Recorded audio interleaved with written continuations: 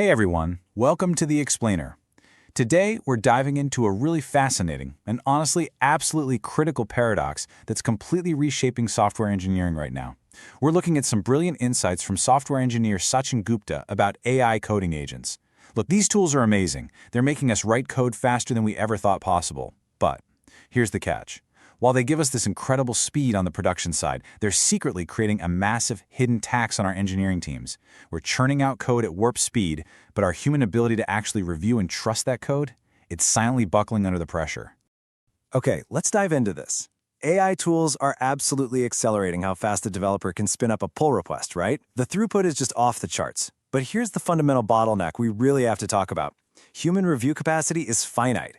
An AI can spit out hundreds of lines of code in seconds, but a human engineer, we still only have so many hours in a day and, honestly, so much mental bandwidth to actually read, digest, and approve that code. If we're not careful, the exact tools we're using to boost our productivity might literally be destroying the most crucial quality control mechanism we have, our code review process. So here's our roadmap for this explainer. 1. The hidden AI cost. 2. Defining review debt. 3. The 5 signal framework. 4. Real-world review burden. And 5. Taking action and governance. Let's get right into it. All right, kicking things off with Section 1, the hidden AI cost. To really grasp the sheer scale of this problem, we need to look at the massive disconnect between what we're producing and what we're actually reviewing. Recent industry data paints a pretty wild picture of this gap. Basically, what we're seeing is that these two critical metrics, AI code production and human review attention, have moved in completely opposite directions over the exact same time frame. Production volume is just shooting straight up, totally driven by AI assistance, while the actual human attention given to reviewing that code is tanking. It's creating this completely unsustainable bottleneck. Think of it like a flooded system where the filter is completely clogged up.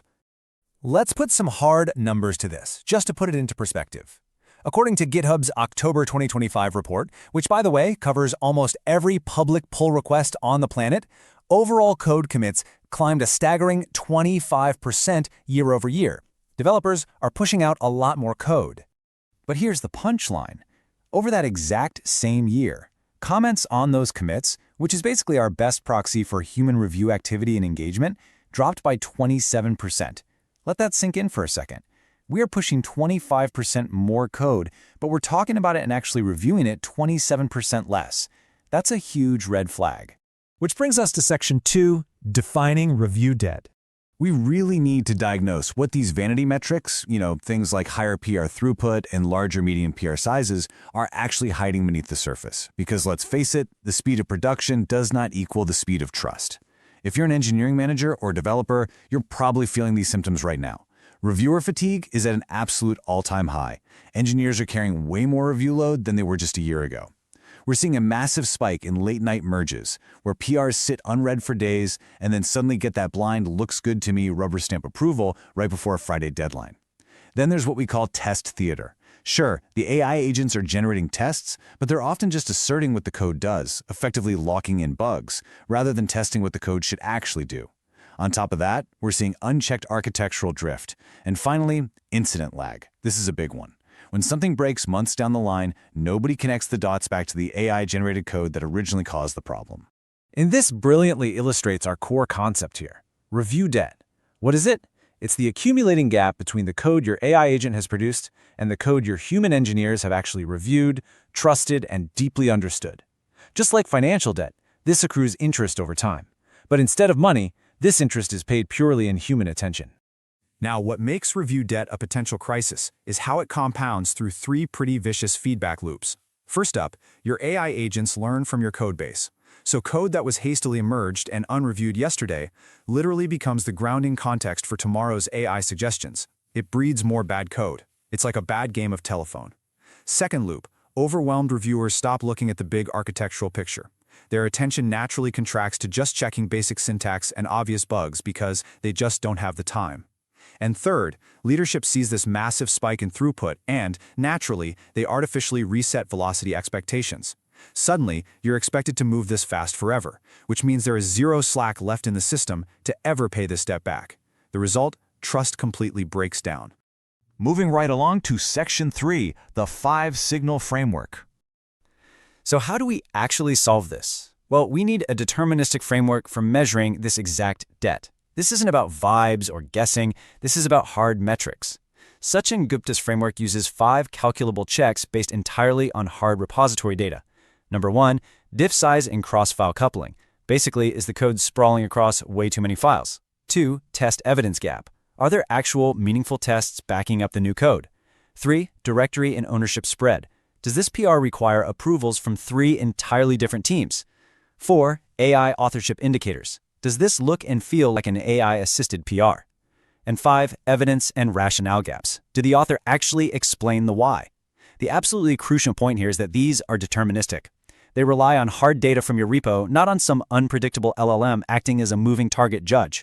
Now, I really want you to notice how crucial that 5th signal is, the rationale gap. Nothing destroys reviewability faster than a lack of context. If you think about an AI-generated PR, where the description literally just says updates, that creates an incredibly high burden on the reviewer. They have to play detective and guess the intent. Contrast that with a low-gap PR, where the human author has explicitly listed the symptom, the diagnosis, the change, and the benchmarks. That context is exactly what allows a reviewer to actually do their job effectively without pulling their hair out. By combining those 5 signals we just talked about, the framework generates a single score from 0 to 100 for every single pull request. If it scores from 0 to 49, that's low or normal burden. Just proceed with standard care. A healthy PR will score near 0 and produce absolutely no distracting noise for the team. But if it hits that 50 to 74 range, it gets flagged as needs evidence. That means we require the author to step in and provide more context. And anything 75 and above, that's high burden territory. It either needs to be split up or it requires dedicated senior review. This approach gives you a defensible, highly traceable number to measure the true health of your pipeline. All right, let's look at Section 4, Real-World Review Burden. Let's put this framework to the test against some real-world data to see where this debt actually lives. Theory is great and all, but let's look at what happens in actual living code bases. This framework was run across 524 real pull requests spanning 3 completely different public repositories over a 90-day window. And wow, the results were incredibly revealing.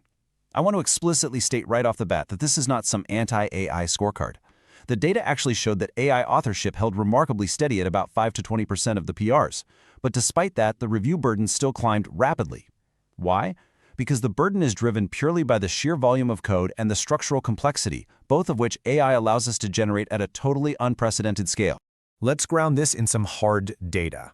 Over just 27 days, one single repository accumulated 186 hours of required senior reviewer time just to safely review the volume of incoming PRs.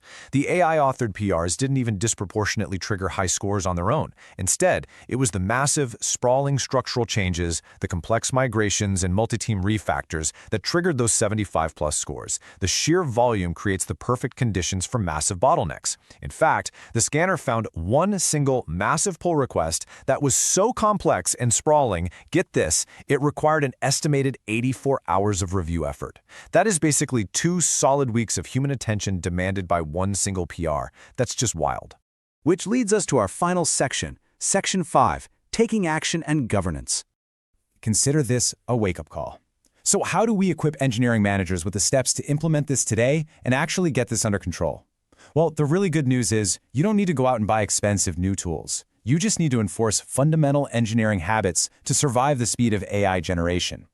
You've got to keep to one logical change per PR to avoid that massive sprawl. Human engineers literally must manually confirm that tests assert the intended behavior, not just what the AI wrote. You need to stay within one code owner's territory per PR to cut down on that painful multi-team coordination. Crucially, the human author has to write the why in the PR body. This is the exact moment they commit to understanding what they are shipping. And above all else, you must hold AI-assisted PRs to the exact same rigorous human standard. Absolutely no free passes for the AI. To move your engineering culture away from relying on feelings and move towards relying on real measurement, here is the exact 5-step adoption playbook. Step 1. Backfill. Run these checks over your last 200 merged PRs just to see what your baseline is. Step 2. Threshold. Set a hard line, say a score of 50, that automatically requires the author to step up and provide more context. Step 3. Surface it.